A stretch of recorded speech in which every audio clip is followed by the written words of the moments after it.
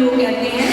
और भैया का नेचर है कि भैया को घूमना पसंद है, घूमते रहना पसंद है, शायद इसलिए घर में नहीं बैठे। तो मुझे बशीर को तो चार मिसल याद आते भैया को देख के कि यू बेसबब न फिरा करो भैया, हाँ जी बिल्कुल, यू बेसबब न फिरा करो, शाम घर भी रहा करो। और वो गजल की जो जिसने घर पे छोड़कर आए हो, वो गजल की सच्ची किताब है, उसे चुपके चुपके पढ़ा करो।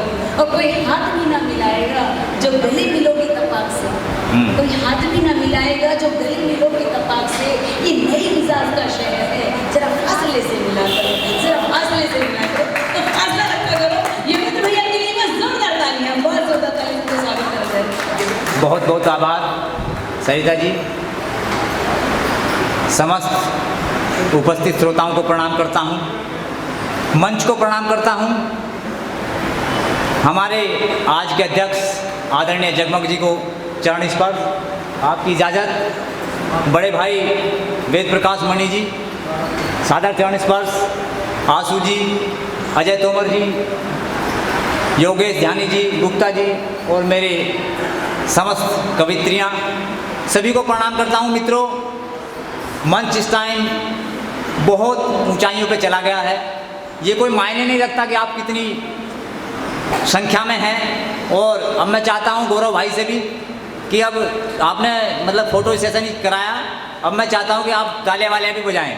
हालांकि ये कहते हैं लोग कि तालियों से कोई कविता बड़ी छोटी नहीं होती, बस आपके मन तक अगर मैं पहुँच पाया। हालांकि ये मत सोचना जितनी, अच्छा चली गई संचालिका, मुझे जितनी तारीफ इन्होंने की है उस तरह की कविता मैं नहीं पढ़ूंगा। देखिए शुरुआत में व्यवधान देख, जो हमारे नए कवि थे शौर्य, अच्छा शौर्य तो बैठा है, नए लोग चले गए। मैं कुछ नए लोगों की बात करूंगा और कुछ पुराने लोगों की बात करूंगा। बहुत सारे नए लोग पुराने लोग बैठे हैं।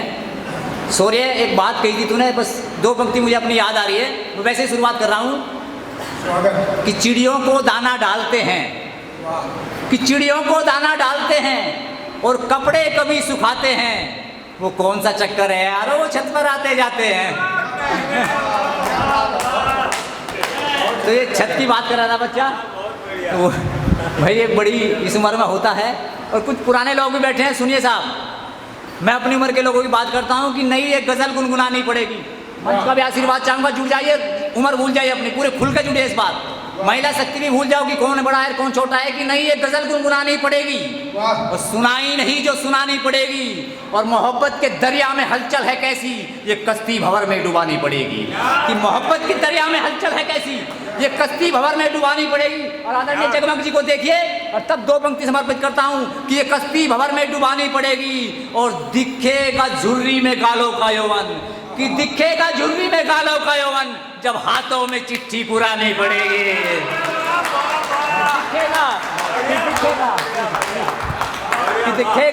कि दिखेगा झुर्री में गालों का यौवन, जब हाथों में चिट्ठी पुरानी पड़ेगी। कि जब हाथों में चिट्ठी पुरानी पड़ेगी, नई एक गजल गुनगुनानी पड़ेगी। दोस्तों, ये मत सोचो पुराने लोग हो गए, ये जो है ऐसे नहीं है। सुनिए साहब, चार पंक्ति पुराने लोगों को समर्पित करता हूँ, उम्र भूल जाए आप। कि पनघट की तलाश में कितने, ऐसा है जो देखने में शरीक होता है उसकी गारंटी कुछ नहीं। आप यार मत सोचिए, टी.एस. इलियट ने कहा था कि जिसमें जो कमी होती है उसका उल्टा उजागर करता है। जितने देशभक्ति के कवि होंगे ना, वो कुत्ते के पिल्ले को देख के डर जाते हैं। ये मैं नहीं कह रहा हूँ, टी.एस. इलियट ने कहा, साहित्य में लिखा हुआ है। ये साहित्य में लिखा हुआ है कि जो हमारे अंदर जो दबी हुई वासना, यानी जो काम हम नहीं कर सकते, उसे हम साहित्य में कहते हैं। क्योंकि मैं कभी प्रेम नहीं कर पाया, इसलिए मैं प्रेम कह देता हूँ।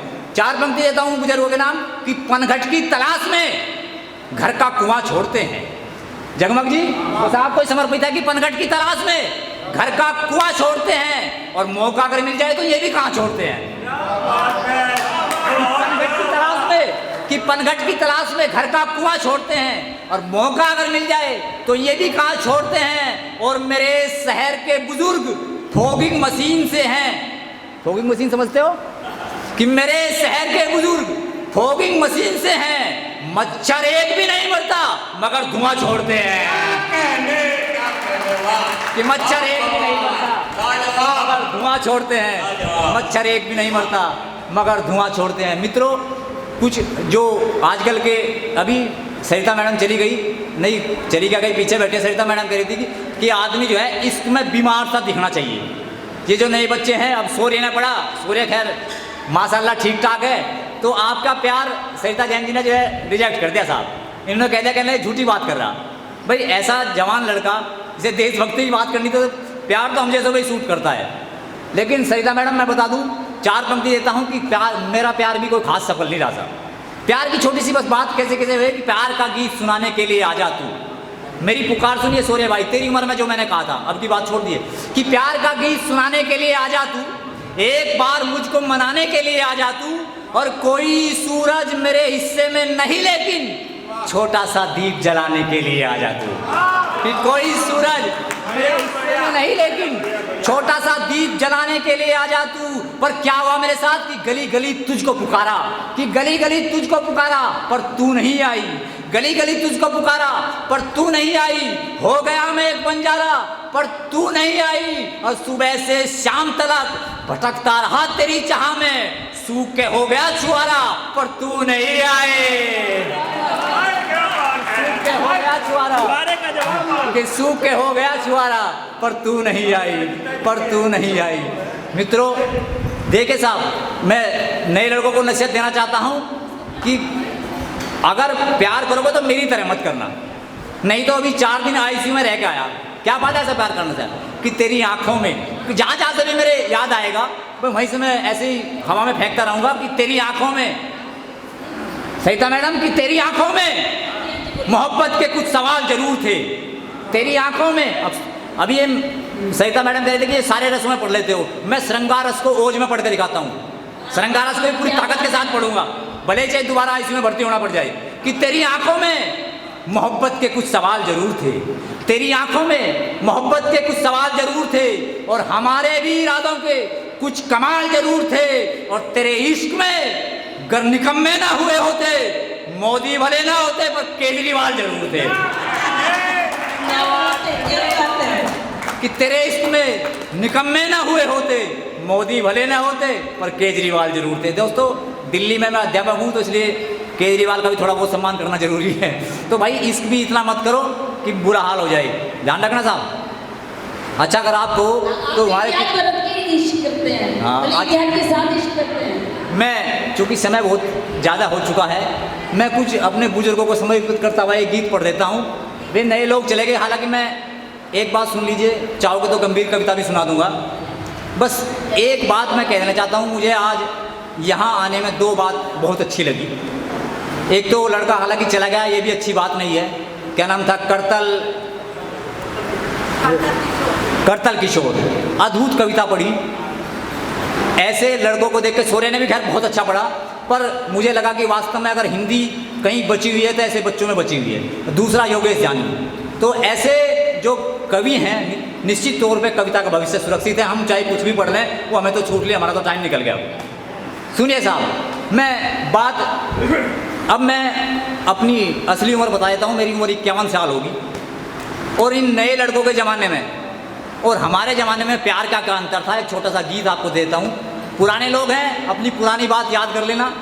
कहाँ से, मैं बिल्कुल गांव से बिलोंग करता हूँ। बस आदरणीय जगमग जी आप सुन लीजिए कि शब्द मेरे हैं पर काम सारे आपके हैं, अध्यक्ष महोदय की इजाजत के साथ। कि एक बात सुनो है जग वालो, हर चीज से अपनी यारी है, और हम बीते दौर के आशिक हैं, कुछ बात हमारी न्यारी है। हम बीते दौर के आशिक हैं, कुछ बात हमारी न्यारी। और कैसे थे जगमग जी कि हो संकट विकट निकट जितना, उतनी मस्ती थी घट घट में, और हम भूखे पेट भी सोचते थे हैं कितने पैंच तेरी लट में। हम भूखे पेट भी सोचते थे हैं कितने पैंच तेरे लट में। हम भैंस की पूंछ पकड़ करके, जो गांव में लोग रहे हैं जरा देखना साहब, कि हम भैंस की पूंछ पकड़ करके तैरे गंदे तालाबों में, फिर भी सुंदर एक मधुबाला नाती दिखती थी ख्वाबों में। फिर भी सुंदर एक मधुबाला नाती दिखती थी ख्वाबों में।